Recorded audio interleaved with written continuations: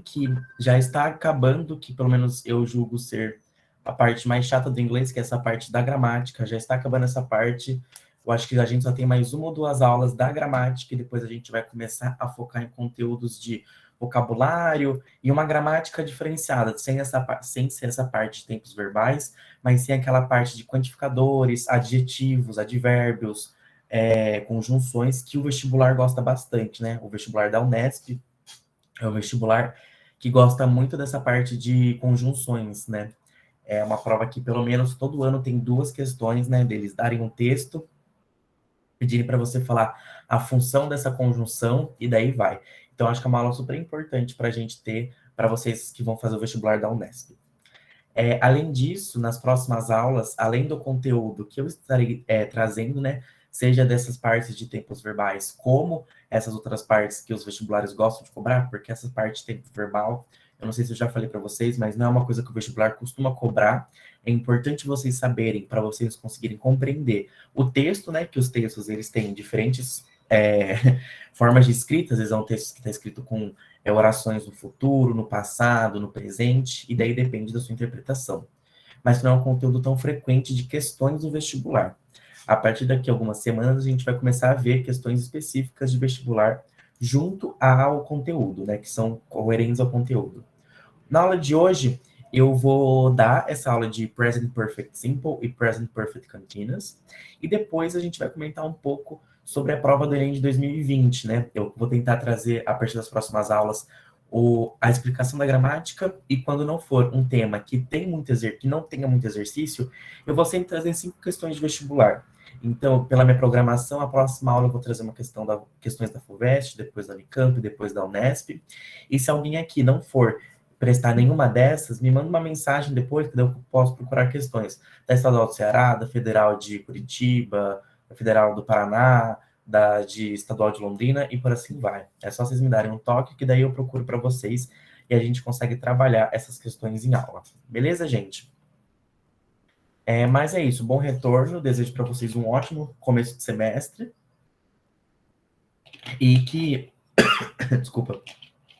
E que o vestibular que vocês vão fazer daqui a pouco seja muito bom, né? Então, vamos lá. Eu vou mandar aqui a lista de presença, eu vou soltar ela agora e no final da aula, para quem entrar depois, aí daí eu jogo a lista de presença de novo. Deixa eu jogar aqui, que eu joguei antes da Jéssica entrar.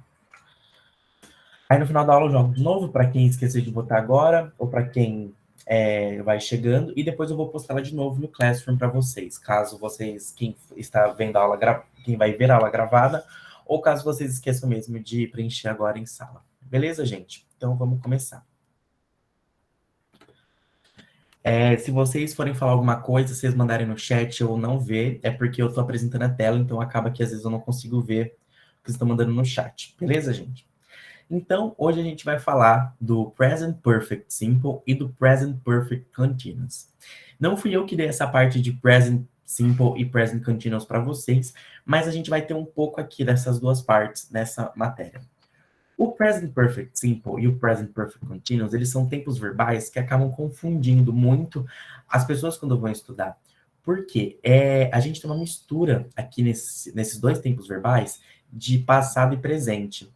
E é um tempo verbal também que ele não existe no português. A gente não usa esse tempo verbal no português. Tanto que vocês vão ver que algumas das traduções que eu fiz das frases, elas têm sentido, mas a estrutura da oração dela não faz tanto sentido. Né? É uma estrutura que não é comum a gente falar no português. Então, acaba que os alunos eles têm dificuldade de conseguir entender esse conteúdo por conta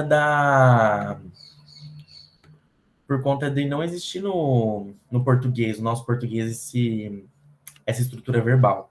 Mas que é algo mais tranquilo, a gente vai acabar vendo bastante teoria aqui, e como não tem muito exercício, eu trouxe só um exercício no final, mas que ele é bem tranquilo, gente. O vestibular também acaba não cobrando tanto isso, porque é uma construção de frase muito difícil, muito específica para eles cobrarem questões.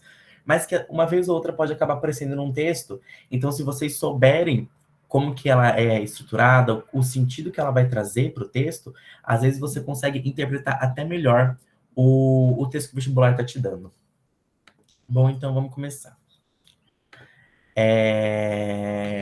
Então, o Present Perfect Simple, ele vai expressar ações que ocorreram em um tempo não determinado do passado e que continuam até o presente.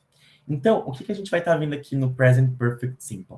São ações que terminaram há pouco tempo, essas são ações recentes, só que elas ainda produzem efeitos na atualidade. Então, por exemplo, aqui que eu coloquei, I have exercised at the gym lately. Então, eu tenho me exercitado na academia ultimamente. Então, esse sujeito da frase, ele começou a academia há um tempo.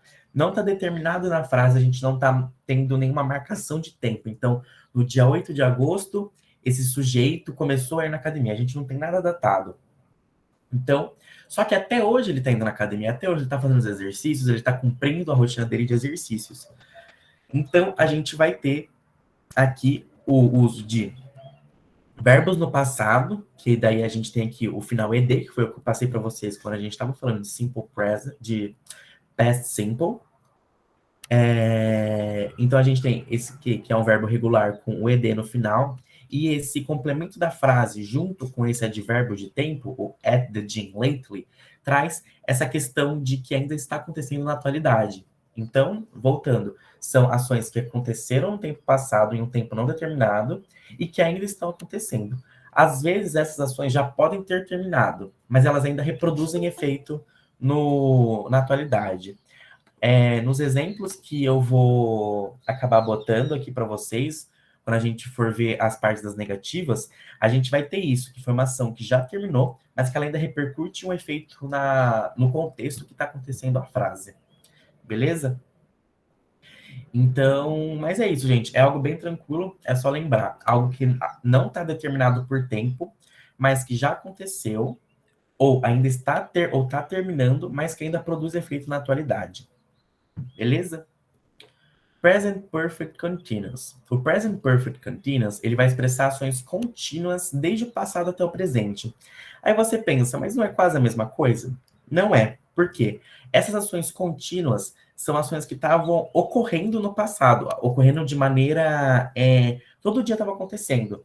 Era algo que acontecia diariamente na vida desse sujeito da frase, né, que é o ele. Então, aqui no exemplo, He has been working all day. Então, ele tem estado a trabalhar o dia todo. Então, desde um tempo passado, que também não é datado, a gente aqui não vai ter uma datação de tempo exata, precisa, esse sujeito da frase tem trabalhado todos os dias. Né? Tem trabalhado o dia todo, todos os dias. Só que isso está acontecendo ainda nos dias atuais. Então, vamos supor que ele tenha começado a trabalhar todos os dias, o dia todo, há 2 meses atrás. Até hoje, ele continua trabalhando todos os dias, o dia todo. Beleza, gente? Então, são ações que, na época que começaram a acontecer, eram contínuas e continuam contínuas até o presente. E aqui, como está escrito, ele também indica ações que estão inacabadas e que terminaram há pouco tempo, que estão terminando de acontecer. Alguma dúvida, gente? A gente vai aprofundar depois cada tópico nos próximos slides, mas que a ideia mais ou menos é essa. Ficou tudo certo?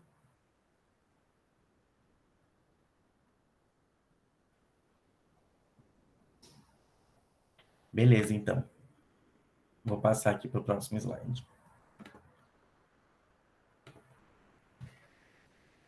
Então, agora a gente vai falar um pouco mais da estrutura do Present Simple, do Present Perfect Simple, né? E os usos que ele vai ter.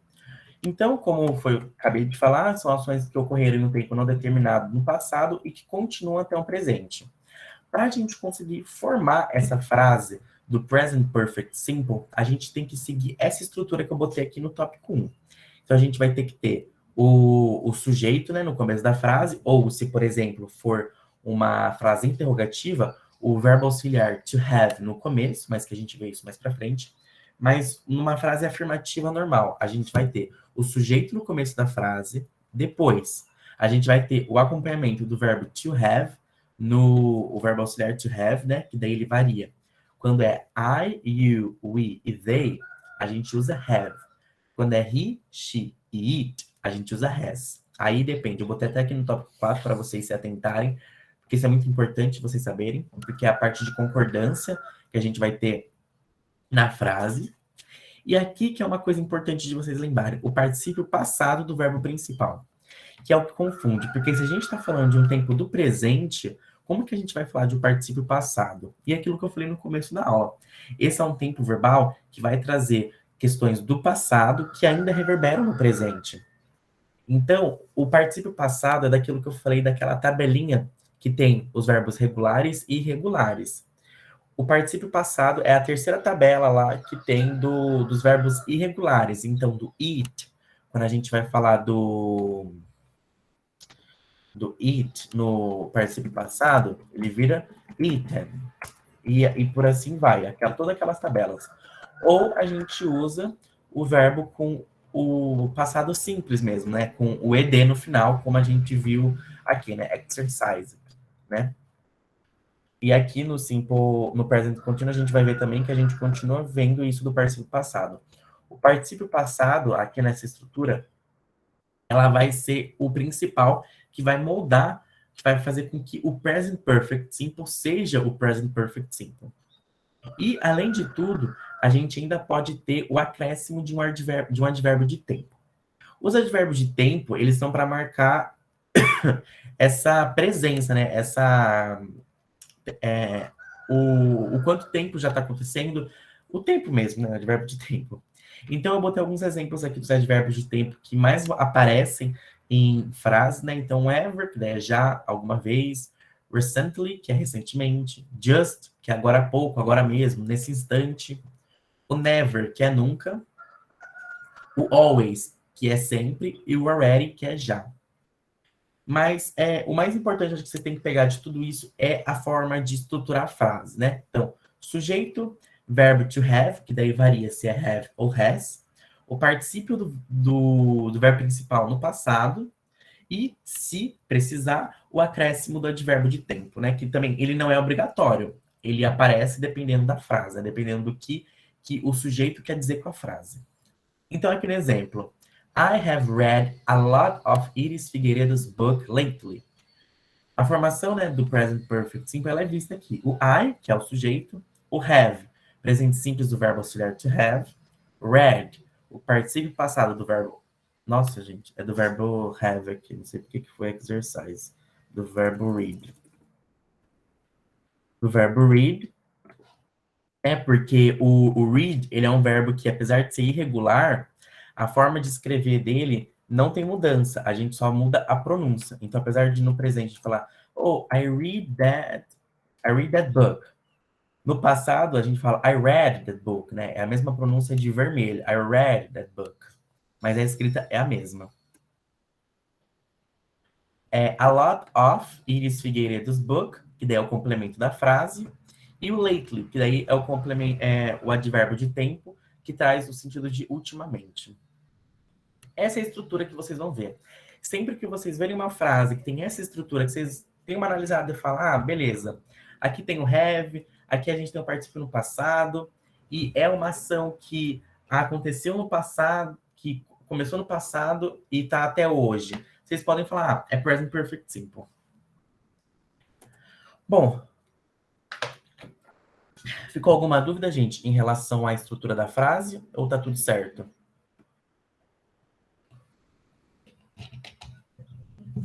Tudo certo por aqui, prof. Ah, beleza, então. Obrigado pela resposta, gente. Bom, agora falando um pouco da forma negativa e da forma interrogativa do present perfect simple, né? A forma negativa, a única diferença que vai ter é a gente botar o not depois do verbo to have no presente simples, né? Então, toda vez que a gente for estruturar a frase do present perfect simple na forma negativa, a gente só coloca o not depois do verbo to have, ou a gente pode fazer a forma contraída. Não sei se eu já falei isso para vocês, mas é muito comum o pessoal americano, canadense, australiano, inglês, o pessoal que fala o inglês diariamente, eles quase não usam a forma completa. Eles falam com muita contração, né? Então, have not, eles usam o haven't, né? Que daí é a forma contraída do have not. Quando eles vão falar is not, eles falam isn't. que é uma forma contraída. E por assim vai. O are not tem isso, o was not, o were not, e por assim vai. Essa é só uma questãozinha de que se vocês verem um haven't ou um hasn't em alguma questão, vocês têm a noção de que é a forma contraída do has not ou do have not. Bom, voltando aqui. Então, como eu disse, a gente só vai acrescentar um not depois do have. Então, no exemplo, they have not heard what I've told. Então, eles não escutaram o que eu falei. Aqui vocês viram que a gente não tem a marcação do advérbio de tempo. A gente não tem a presença do advérbio de tempo.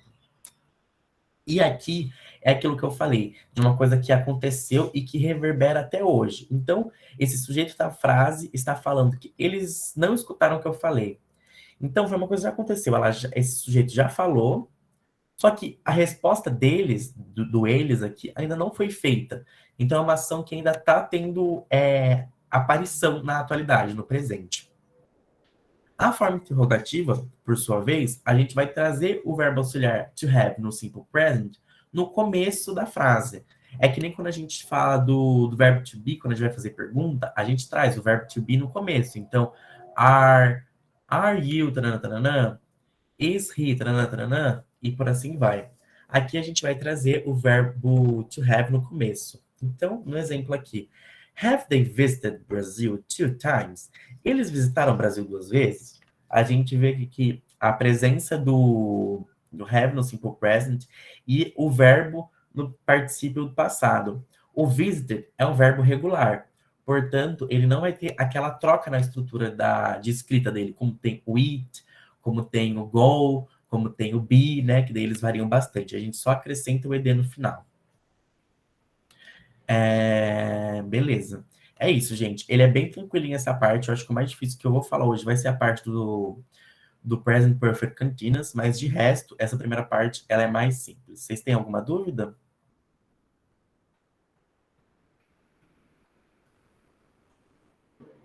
Tranquilo? Perfeito, então. Vou passar agora para o próximo slide. O Present Perfect Continuous e os seus usos. Então, como estava aqui falado nesse slide do começo, o Present Perfect Continuous é umas expressa ações contínuas desde o passado que estão até o presente. Ou seja, ações que eram contínuas num tempo passado e ainda são contínuas até hoje. Ou que já acabaram, mas que aconteceram há pouco tempo, ainda estavam acontecendo, né? É um passado bem próximo. Então, a estrutura do Present Perfect Continuous, ela é formada pelo verbo to have também, que tem as suas variações de have para I, you, we e they, e o has para, como eu falei, he, she and it. Ele vai ser conjugado no Simple Present, né? Então, o verbo to have continua no Simple Present. O verbo to be também vai ser conjugado, o verbo to be vai ser conjugado no Present Perfect, e ele vai ter e junto disso a gente vai ter o verbo principal acrescentado do ed. Então, a estrutura da frase vai ser essa: sujeito, verbo to have no simple present, verbo to be no present perfect e o verbo principal com ing no passado. O verbo to be no present perfect é esse been, ok? Então, aqui no exemplo, esse primeiro exemplo, do que está com o símbolozinho do Wordbook Day, é um exemplo na afirmativa. Então, aqui a gente vai ter: He has been working all day. Ele tem estado a trabalhar o dia todo. Ou seja, é uma ação que aconteceu, está acontecendo, ele tem trabalhado, faz um tempo que ele tem trabalhado continuamente o dia todo e que ainda está acontecendo isso. Então, ou que, por exemplo, acabou ontem que ele estava trabalhando o dia todo, né? Então, é uma ação que contínua, que está desde o passado até o presente, ou que acabou num presente próximo, beleza? Num passado próximo. A forma negativa continua com aquela mesma estrutura. A gente só coloca o not depois do verbo to have. Então, aqui, he has not been working all day. Ou, na forma contraída, he hasn't been working all day. Então, ele não tem estado a trabalhar o dia todo. Então, num passado contínuo, ele parou de trabalhar o dia todo e até hoje, ou ele há pouco tempo voltou a trabalhar o dia todo, mas até um passado próximo ele não estava trabalhando o dia todo. E na forma interrogativa, como continuando a mesma estrutura, a gente traz o has no começo da frase. O has ou have, né? O verbo depende da sua concordância com o pronome. Então, has he been working all day? Ele tem estado a trabalhar o dia todo? Então, é essa a estrutura assim, gente. É bem tranquilo esses dois conteúdos. O que pode causar a maior dificuldade é porque a gente não tem uma tradução correta para o português. Porque, como eu falei, a gente não tem a existência desses dois tempos verbais no português. Porque com os outros a gente consegue ter uma tradução que faz sentido na nossa cabeça, mas essa tradução, apesar dela fazer sentido, não é algo que a gente fala, porque não é comum na nossa língua esse tempo verbal. Mas é isso. Para o pessoal que chegou agora que eu estava falando, esse é um conteúdo que o vestibular não vai cobrar questão. O que você pode ver ele aparecendo são nos textos, né? Então, o que pode ajudar você a ter uma interpretação melhor do texto, porque você vai conseguir entender o que ele está falando, de que ele está falando, se for no caso do Present Perfect Simple, uma ação que aconteceu no passado e que reverbera até o presente, ou no caso do Present Perfect Continuous, uma ação que era contínua no passado e é contínua até o presente. Beleza, gente? Agora eu vou passar para um exercício que eu procurei bastante para achar um exercício, só que é muito difícil, porque isso, né, como eu falei, não é um conteúdo que o vestibular ele cobra. É um conteúdo muito específico de estudo da língua inglesa.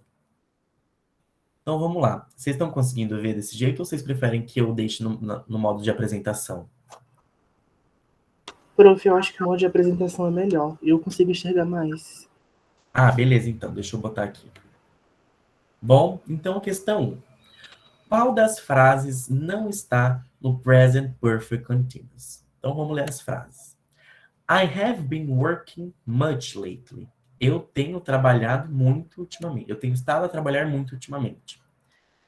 I've been studying English since 8 o'clock. Eu tenho estado a estudar inglês desde as 8 horas.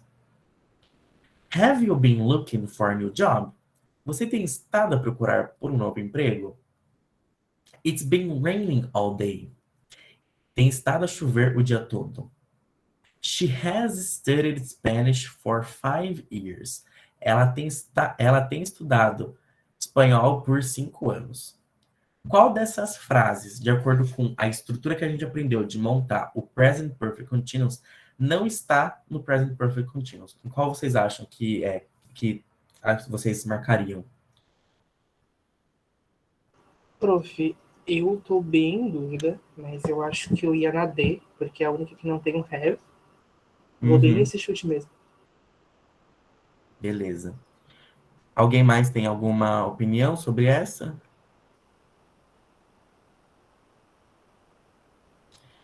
É a E mesmo.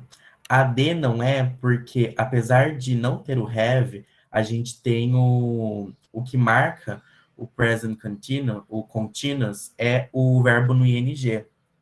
Então, a gente, apesar de não ter o have, né, às vezes a gente pode ter essa estrutura de não ter o have, mas a marcação do verbo to be no particípio e do present e do verbo com ing, que marca o gerúndio, é a marcação de present perfect continuous.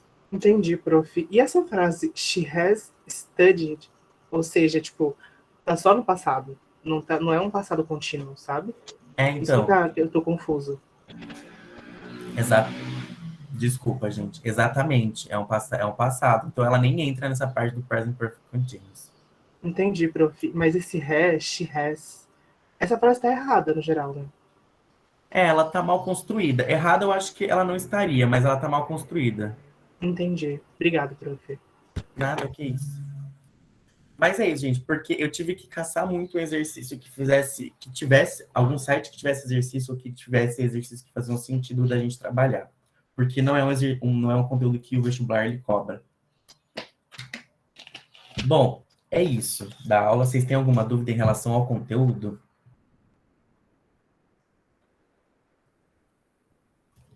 Não? Beleza, então. Agora, a gente vai passar para as questões do Enem, para a gente trabalhar um pouco da nossa interpretação de texto, porque é o que o vestibular cobra, né? É o que o vestibular mais vai cobrar e que eu acho importante a gente trabalhar. Então, eu vou parar de apresentar a tela aqui e vou pular para outra página.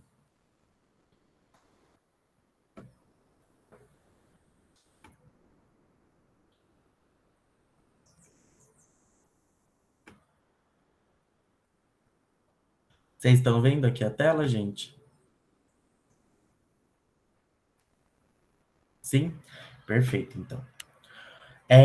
Como eu falei na aula passada, o Enem, ele gosta bastante de trazer charges, comics, né, que são tirinhas, mas o foco deles é a interpretação de texto, de textos mesmo. Mas das 5 questões que a gente tem da prova do Enem, de inglês, de 2 a 3 a gente tem de interpretação de imagem, que tem toda aquela parte das linguagens, da parte do português, de linguagem verbal, linguagem não verbal.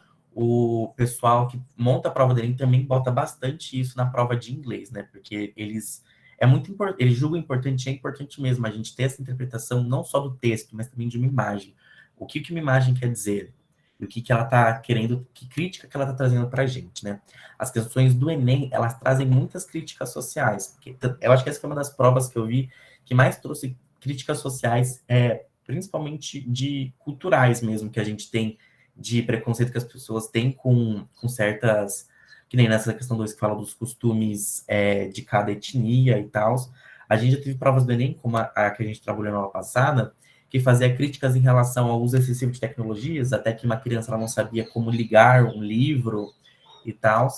Mas é isso, o Enem ele traz muita crítica social, apesar de tudo que vem acontecendo, né, do governo e tal, de tentar reprimir isso, o Enem sempre tenta trazer ao máximo críticas sociais para a gente trabalhar o nosso pensamento também, o nosso pensamento crítico. A prova de humanas e de linguagens, ela faz com que a gente trabalhe o nosso pensamento crítico, a redação também faz com que a gente trabalhe o nosso pensamento crítico para que a gente se forme um cidadão, né, para que a gente tenha essa atuação na sociedade. Então, agora vamos ler um pouco a prova de inglês. Essa primeira questão, a gente vai ter essa mulher que ela tá com a boca tampada pela barra de pesquisa do Google, né? E daí, nas pesquisas tem woman shouldn't, né? Que mulheres não deveriam. Aí, woman shouldn't have rights. Então, mulheres não deveriam ter direitos. Woman shouldn't vote. Mulheres não deveriam votar. Women shouldn't work. Então, mulheres não deveriam trabalhar. Women shouldn't box. Mulheres não deveriam lutar, né? Eu acho que tem essa expressão do boxe de luta também aqui. E aqui é a frase de baixo. Women shouldn't suffer from discrimination anymore. Então, mulheres não deveriam não deveriam mais sofrer discriminação. Então, aqui vai ser um texto, uma imagem, né? Que vai trazer algumas partes de texto que vão trazer falar dessa crítica, dessa discriminação que as pessoas têm com as mulheres e de que até hoje a gente tem aquilo de que muitas pessoas, não só homens, mas até mulheres mais velhas, assim, de uma outra geração, tem aquela crítica de que as mulheres elas não deveriam trabalhar, as mulheres elas não deveriam ter a sua própria vida, elas têm sempre que ter a guarda, um marido para conseguir sustentar elas, o que não é mais da realidade, não existe mais existe, mas não é uma realidade obrigatória, sabe? Vocês podem fazer curso superior, vocês podem trabalhar, vocês podem buscar o que vocês quiserem. Só que daí tem muito essa foi uma coisa que o Enem gosta de fazer, de pegar coisas da internet. Então foi uma aba de pesquisa, eles botaram Women Shouldn't, e daí foram aparecendo essas coisas, que também traz essa propaganda que esse site trouxe, né? Então, vamos para a pergunta. Os recursos usados nesse pôster de divulgação de uma campanha levam o leitor a refletir sobre a necessidade de A. Criticar o tipo de tratamento dado à mulher. Deixa eu abaixar aqui. B. Rever o desempenho da mulher no trabalho. C. Questionar a sobrecarga de atribuições da mulher. D. Analisar as pesquisas acerca dos direitos da mulher. E. Censurar a mulher pelo uso de determinadas palavras. Tentem pensando em quais que vocês acham que é. Eu só vou botar meu computador para carregar. Aí vocês mandam no chat ou podem até falar mesmo.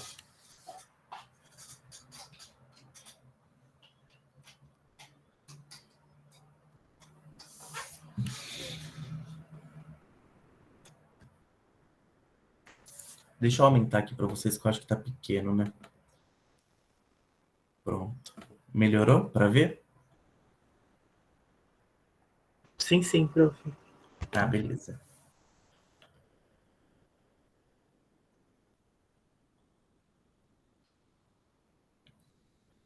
Aí, se vocês também tiverem alguma dúvida, ou tiverem com dificuldade para interpretar, só me fala, a gente lê de novo. Se quiserem que eu abra a imagem de novo inteira, só me fala.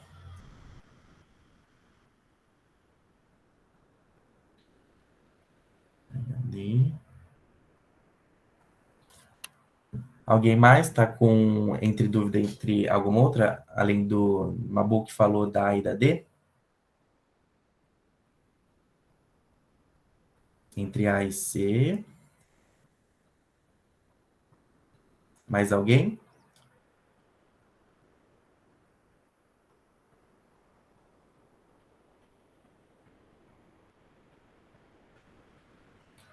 Bom, vamos ver então, vamos ler a C e a D de novo para ver qual que é. A vai falar, criticar o tipo de tratamento dado à mulher, né? Então, o tipo de tratamento que é desse de discriminação. A C, questionar a sobrecarga de atribuições da mulher. Então, questionar sobre a quantidade de tarefas que uma mulher tem que ter, que são atribuídas a uma mulher. E, por fim, a D, que falaram aqui, a D. A D, analisar as pesquisas acerca dos direitos da mulher. Daí vai falar sobre analisar sobre o que a mulher tem direito, né? Bom, vou ir por eliminatória. A D, Babu, não pode ser porque a gente aqui não está falando sobre os direitos das mulheres, é sobre os que elas não deveriam fazer. Então seria uma coisa que é meio contraditória. Quando eu li ela da primeira vez, quando eu fiz o Enem de 2020, eu quase assinalei essa, porque ela dá uma falsa impressão de que a gente está falando sobre os direitos das mulheres. Só que, na verdade, essas pesquisas sobre o que as mulheres não deveriam ter direitos, o que elas não deveriam fazer. Por isso que não pode ser a D. A C, questionar a sobrecarga de atribuições da mulher, não é isso porque Vitória, não é a C, porque a gente não está atribuindo como fala, nenhuma ação à mulher. A gente não está dando tipo, você tem que fazer isso, isso, isso. É a mesma questão da D. A gente está falando o que ela não deveria fazer. O que ela.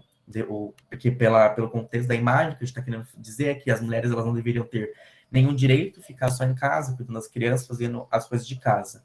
Então a gente não pode falar dessa sobrecarga de atribuições da mulher, porque não está sendo dada nenhuma sobrecarga às mulheres. A que vocês falaram também, que pensaram, é a que está certa, né? Criticar o tipo de tratamento que é dado à mulher. E daí é um tratamento de discriminação, é um tratamento de preconceito, deixar que as mulheres elas são inferiores, e daí é essa a alternativa certa. A B, rever o desempenho da mulher no trabalho, nem faz muito sentido com o que a gente está falando na questão. E a E, censurar a mulher pelos determinados de palavras, também não faz o mínimo sentido. Vocês eliminaram essas duas B. Ficou alguma dúvida em relação a esse exercício? Mas essas duas, elas são questões que, são alternativas que quando a gente lê, acaba que a gente tenta meio que dar uma enganada, assim, da gente pensar, tipo, nossa, talvez seja, porque ela é ambígua. Não exatamente ambígua, mas ela dá uma sensação ambígua de significado. Sim, ela confunde um pouco. Bom, tudo certo aqui, então vamos para a próxima. We're a culture, not a custom. Então, nós somos uma cultura, não uma fantasia. This is not who we are, and this is not okay. Então, tá falando, isso não é o que nós somos, isso não está certo, né? A gente tá falando de aquelas representações estereotipadas. Então, aqui, de uma família colombiana, tá vestida com aquelas coisas xadrez, com bigode, aquele chapéu, tocar violão. De indígena se vestir desse jeito, de que, tipo, aquela questão de que pessoas indígenas não podem se vestir do jeito que nós da sociedade os vestimos, que eles têm que se vestir todos pelados, e que até de pessoas que se fantasiam de indígenas, e que tem esse tipo de estereótipo que só que se você vai se fantasiar, um que já se fantasiar de indígena já é algo totalmente errado, mas que quando você se fantasia de indígena, você tem que só ir com, sei lá, alguma coisa cobrindo as partes íntimas, o que não é isso, porque indígenas podem usar roupas que nós usamos, podem usar celulares e, enfim. Aqui da cultura ocidental, de que as mulheres elas têm que se vestir desse jeito e por assim vai. É que essa primeira eu não tô conseguindo ver o que que é. Mas é isso, de tipo de estereótipo que as pessoas, que a sociedade bota em cima de diversas culturas, de que eles só se vestem desse jeito, de que eles só comem um certo tipo de comida, ou de julgar a cultura deles mesmo, de muito tempo o pessoal na Ásia sempre foi muito julgado por conta da comida deles, né? Então, por às vezes comer coisas que para nós do Ocidente são consideradas nojentas, para eles são comidas comuns. A China tem todo um histórico de. Eu não sei se vocês já viram isso na parte de história, da parte da Revolução Cultural da China, mas a China tem todo um passado de fome, de diversas misérias, então eles acostumaram a comer diferentes coisas, diferentes animais, insetos, por conta disso, e que hoje é costume, eles fazem isso. Só que nós, aqui, na América Latina, da Europa, da América Latina até menos, mas da América do Norte, América Latina, da Europa, tem muito preconceito com isso, julga muito, e daí a gente sempre tende a reduzir toda uma cultura que é muito diversa ao ponto de uma especificação. Pode falar.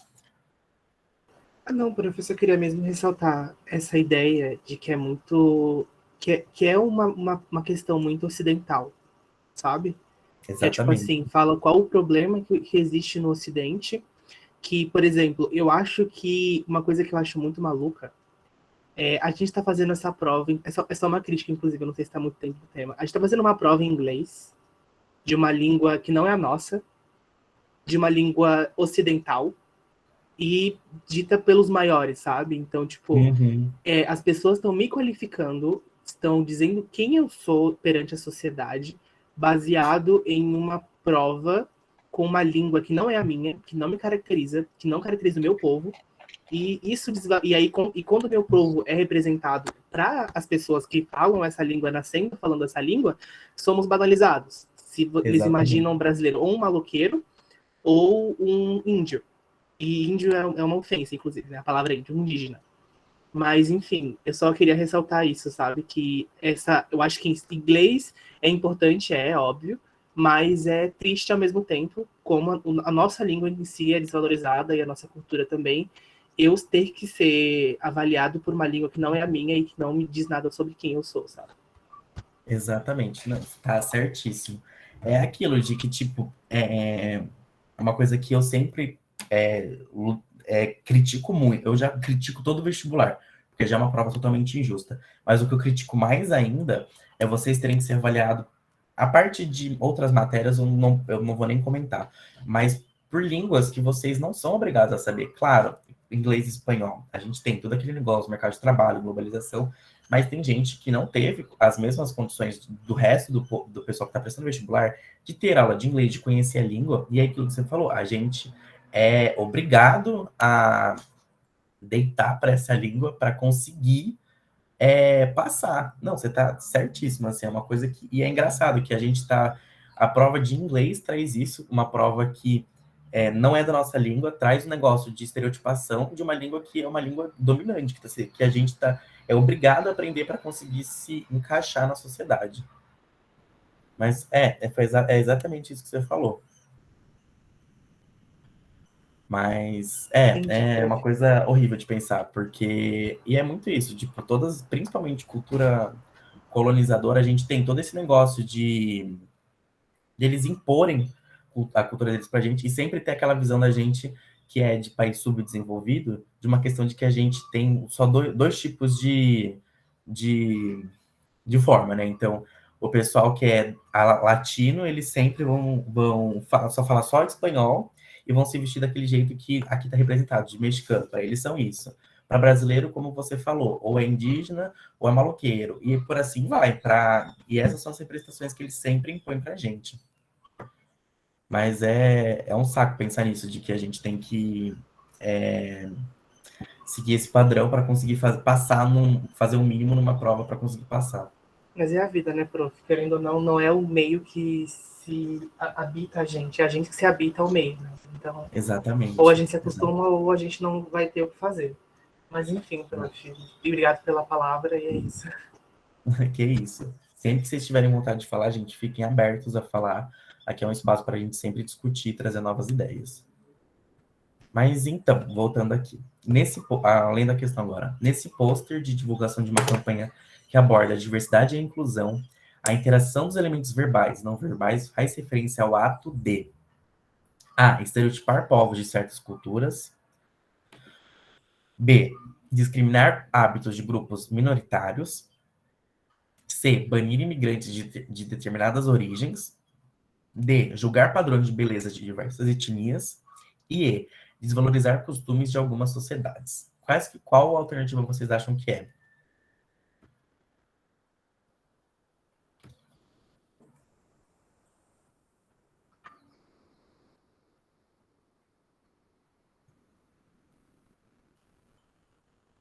Vitória falou A. Alguém tem mais alguma opção aqui para a gente falar?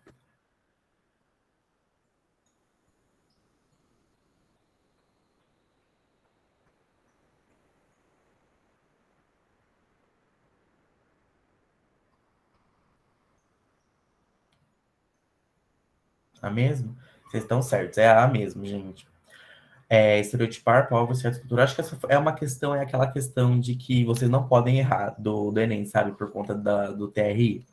Mas é uma questão bem tranquila, assim, não é uma questão que você precisa ter muita noção de inglês, porque tem poucas palavras, a gente tem mais elementos visuais aqui nessa questão, e é a mesma. Talvez o que alguma pessoa pode ter ficado em dúvida na hora de fazer a prova era na B, discriminar hábitos de grupos minoritários.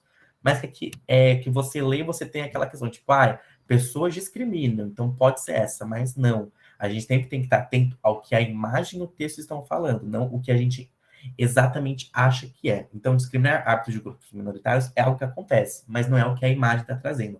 Ela está trazendo que existe essa discriminação, mas não é o que ela está trazendo. Beleza, gente? Muito bem. Vamos passar para a próxima aqui. A Mother in a Refugee Camp, né? A gente aqui vai ter um texto, né? Que daqui é, até onde eu lembro, é um poema, isso daqui. O Enem também gosta muito de trazer essa parte de música, poema, ele traz muita poesia e por assim vai. Já teve ano que caiu, até onde eu lembro, música da Madonna, então é algo que a gente tem bastante, assim, e que trabalha a nossa interpretação. Alguém tá chamado? Mabu, deixa eu mandar aqui, que eu mandei no começo da aula, eu falei que eu ia mandar depois e eu acabei esquecendo. Deixa eu pegar aqui. Aqui. Obrigadão, prof. Nada, que isso. Então, vamos lá ler. Esse é um texto que é um texto grande e que você precisa... infelizmente, você precisa ter um pouco de noção do inglês para você conseguir entender o que ele está falando. Mas, vamos lá. No Madonna and child could touch her tenderness for a son. She soon would have to forget.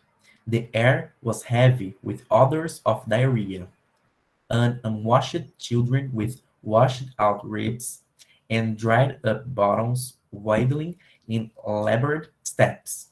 Behind blown, empty belies. Other mothers there had long ceased to care, but not this one. She held a ghost smile between her teeth, and in her eyes the memory of a mother's pride. She had bathed him and rubbed him down with bare palms. Rapidinho. Bare palms. She took from their bundle a possession, a broken comb and combed. The rust-colored hair left on his skull, and then, humming in her eyes, began careful to part it. In their former life, this was perhaps a little daily act of no consequence. Before his breakfast and school, now she did it like putting flowers on a tiny grave. Então, vou beber água aqui. O escritor nigeriano Chinua Achebe traz uma reflexão sobre a situação dos refugiados em um cenário pós-guerra civil em seu país. Essa reflexão é construída no poema por meio da representação de uma mãe, explorando as. Aqui o poema, gente, a gente vai ter toda aquela questão do pós-guerra, de como as pessoas elas ficam destruídas o pós-guerra. Não um pós-guerra anos depois, mas um pós-guerra mesmo. Acabou de declarar o fim da guerra, ou em alguns países acabou de terminar as guerras de independência. E como as pessoas elas ficam acabadas. A gente vê aqui que ela fala do cheiro de pessoas que não estão tomando banho, pessoas com cheiro de coisas com cheiro de diarreia, e outras coisas que acabam fazendo com que ela sinta, cheire, olhe toda a destruição que teve no país. E tudo isso é passado por meio dos olhos de uma mãe, né? A mãe com o seu filho. Então, aqui, o escritor nigeriano Chinua Achebe traz a reflexão sobre a situação dos refugiados em um cenário pós-guerra civil em seu país. Essa reflexão é construída no poema por meio da representação de uma mãe, explorando as demonstrações de orgulho por não precisar pedir por doações, descrições artísticas detalhadas de uma obra conhecida, aceitação de um diagnóstico da doença terminal do filho, consternação ao visitar o túmulo do filho recém-falecido, impressões sensoriais experimentadas no ambiente.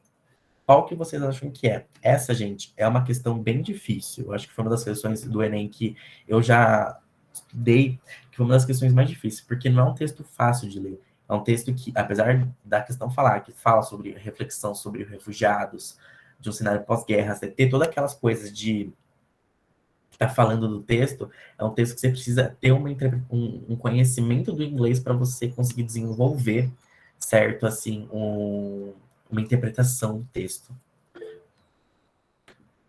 D, Vitória falou D. Alguém mais está achando alguma coisa além da D?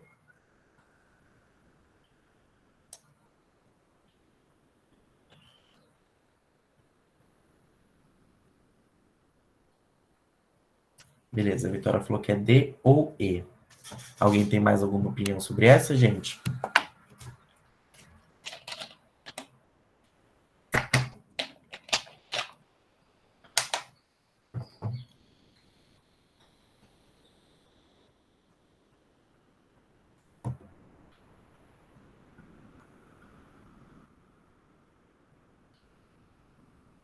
Essa tá bem confusa, Vitória. Essa realmente ela é. Mas vamos lá. Vamos ler a D e a E de novo. Deixa eu abrir aqui para trás. D. Consternação ao visitar o túmulo do filho recém-nascido. E. Impressões sensoriais experimentadas no ambiente. Vitória, a correta nessa daqui é a E. Por quê? Aí ela fala dessas impressões sensoriais experimentadas no ambiente. Isso a gente é visto quando a gente tá lendo aqui, ela fala dos odores de diarreia, dessas crianças que não estão lavadas, desse sorriso que mostra entre os dentes dela, mostrando os dentes dela. Então a gente tem essa sensação do tato que a gente tem, dessas coisas do paladar. Mas o principal que a gente vê é ela descrevendo o autor descrevendo pela visão da mãe esse clima de pós-guerra com essas impressões sensoriais. Então, dela ouvir a tristeza, ela ouvir esse pós-guerra, que não me vê a palavra, mas falar essa depressão pós-guerra que tá tendo naquele ambiente. Mas o que pega para essa questão é essa parte dos odores de diarreia, das crianças que não estão lavadas e outras coisas que tem no texto. A D, a gente pode pensar que é a D por conta do final aqui, né? Que ela fala que ela tá botando uma flor no pequeno túmulo, né? E daí a gente pode pensar que é a D por conta de achar, beleza, ela pode estar falando ela pode estar tendo essa consternação ao visitar o túmulo do filho recém-falecido. Mas a correta é a E nessa. Beleza? Mas essa é uma questão difícil mesmo, gente. O Enem, por isso que eu não gosto da prova do Enem. A prova que eu mais gosto de inglês de trabalhar é a prova da FUVEST e a prova da Unesp, que são provas que são mais próximas. A FUVEST ainda dá uma fugida, mas a Unesp é uma prova bem próxima da realidade. Mas o Enem, às vezes, ele bota textos com uma interpretação muito difícil, que você precisa ter um conhecimento de inglês muito grande para conseguir fazer. Mas é isso, é tranquilo, gente. Ter essa dificuldade é algo normal que É, é normal. O Enem, ele não facilita. Parece que a cada ano a prova de inglês deles é 8 ou 80. Então, eles vão fazer uma prova muito fácil ou eles vão fazer uma prova muito difícil. Mas o importante é a gente treinar bastante vocabulário, bastante interpretação de texto, que depois vocês pegam um jeito. Bom, vamos para 4 aqui agora. A minor bird. I have wished a bird would fly away and not sing by my house all day. Have clapped my hands at him from the door, when it seemed as if I could bear no more. The fault must partly have been in me. The bird was not to blame for his key. And of course, there must be something wrong in wanting to silence any song. Então aqui ele está falando de que esse pássaro que está na janela dele, ele queria que esse pássaro voasse e parasse de cantar. Porque ele estava meio que não queria ouvir a música, não estava no clima de ouvir a música. E daí ele até bate palma para, sabe, quando a gente bate palma para pomba sair de perto, porque animais eles têm uma audição muito forte, né? Então acaba que eles assustam. Aí depois ele percebe que talvez o problema esteja nele e não nesse dom que o pássaro tem de poder cantar, né? E que se toda essa situação tivesse um problema, o problema era nele, porque ele fazia com que essa música parasse de ser cantada. Bom, agora as questões. No poema de Robert Frost, as palavras fault e blame revelam por parte do eu lírico uma A. Culpa por não poder cuidar do pássaro. B. Atitude errada por querer matar o pássaro. C. Necessidade de entender o silêncio do pássaro. D. Sensibilização com relação à natureza do pássaro. E E. Irritação contra a persistência do canto do pássaro. Vamos ver onde estão as palavras fault e blame aqui no texto. Então, aqui está blame e fault. Deixa eu ver onde está aqui. The fault must be... Ó, tá nesses dois versos. The fault must partly have been me. The bird was not blamed for his key. Então, a culpa, uma boa parte da culpa deveria ser minha, porque o pássaro não tem que se culpar por conta do seu dom, né? Aqui é chave, mas a gente pode entender como dom. Então, de acordo com essas palavras e o contexto que elas dão nos versos, qual alternativa vocês acham que é a correta?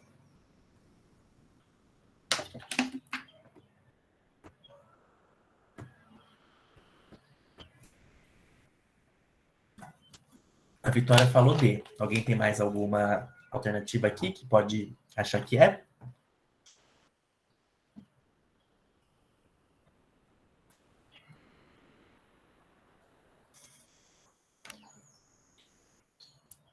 Micaela falou D também. É a D mesmo, gente. Essa daqui é uma questão que, se você conseguiu entender a interpretação do poema, ela é muito fácil, e porque está falando dessa sensibilização que o eu lírico tem em relação à natureza do pássaro. Porque ele fala que ele está sensibilizando de que ele queria que o pássaro voasse, mas não é culpa do pássaro estar cantando, é um dom dele. A culpa é do eu lírico por não estar conseguindo apreciar esse dom do pássaro.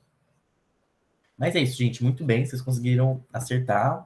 A interpretação é isso, é trabalho mesmo. Quanto mais a gente for trabalhando, mais a gente vai conseguir melhorar. Última questão, que daí eu já acabo a aula, que também eu acho que daqui a pouco já vai terminar o horário, a gente tem mais uns minutinhos. Mas vamos lá. Última questão aqui, que é do livro da Chimamanda, não sei se vocês conhecem ela, que é o livro Americana. Então vamos lá. Finally, Aisha finished her customer and asked what color if Melu wanted for her hair attachments. Color 4. Not a good color, Aisha said promptly. That's what I use. It looked dirty. You don't want color 1? Color 1 is still black. It looks fake, if Melu said, loosening her head wrap. Sometimes I use color 2, but color 4 is closest to my natural color. Aí passa um tempo da história. She touched Melu's hair. Why don't you have a relaxer? I like my hair the way God make it. But how you comb it? Hard to comb, Aisha said. If Melu had brought her own comb, She gently combed her hair, dense, soft, and tightly coiled, until it framed her head like a halo.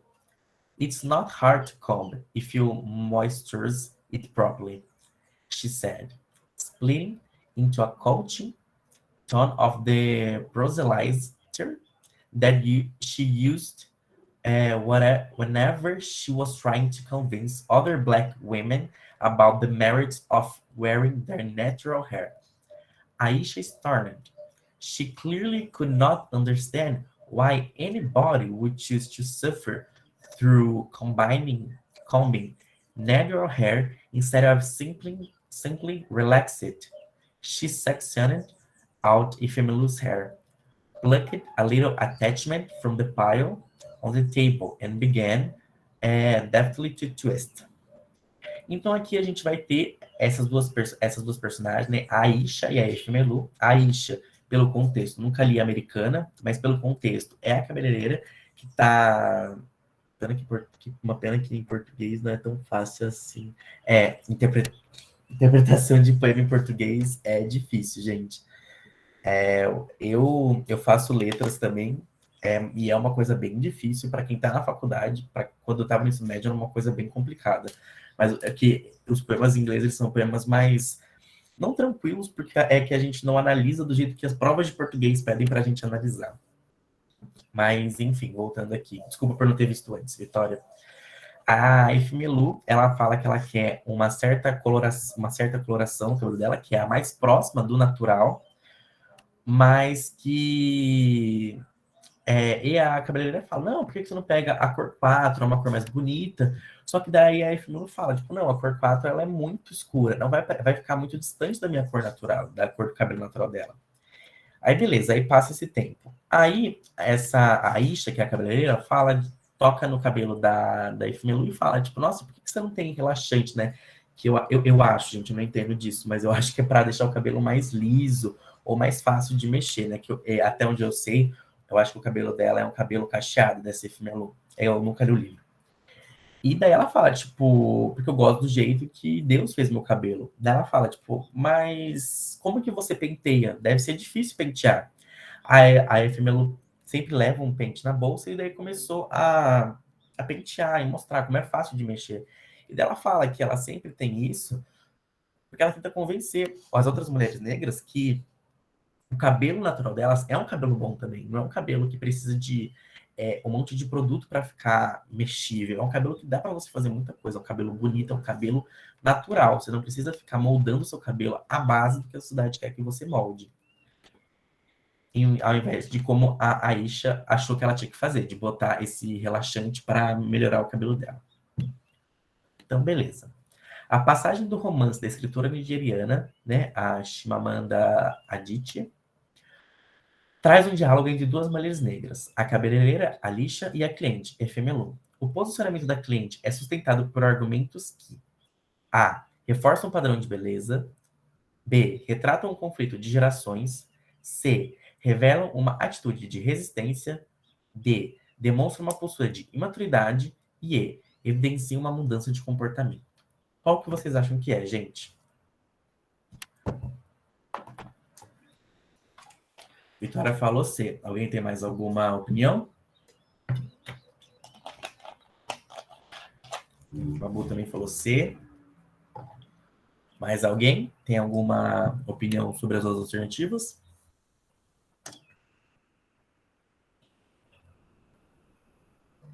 É a C mesmo, gente. Essa é uma questão fácil, apesar de o texto não ser um texto tão fácil de você ler, porque é um texto em inglês, com bastante conteúdo, mas que se você for pegando palavras-chave do texto, você consegue ter um entendimento do geral, assim, que a gente tem.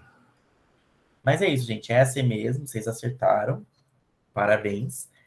E por hoje da aula é só, gente. Vocês viram que é muito importante a gente ter esse trabalho da interpretação de texto. O Enem, os vestibulares cobram praticamente só isso. A Unesp, vez ou outra, como eu falei no começo da aula, vez ou outra ela cobra gramática, sempre cobra conjunção, mas é uma conjunção que está no texto. Interpretação de texto é o foco de todos os vestibulares. Então, a partir das próximas aulas, eu vou trazer diferentes vestibulares para a gente ir trabalhando. E como eu falei, quem não for prestar os paulistas, me manda uma mensagem. Aí eu preparo alguns exercícios de vestibulares de outros estados para a gente trabalhar.